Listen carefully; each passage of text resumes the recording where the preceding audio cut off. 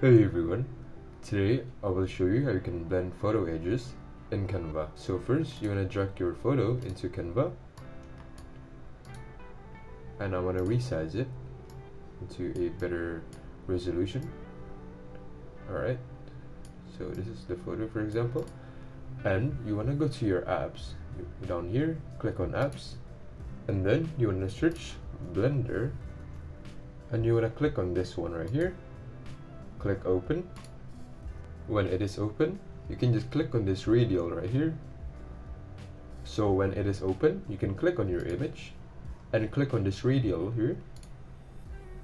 Okay, and you can resize the radial radius, and I'm gonna turn up the strength a bit and click save, and there you go. And now for the second method is you wanna go to the apps again, you search mixer and you click on this, click open.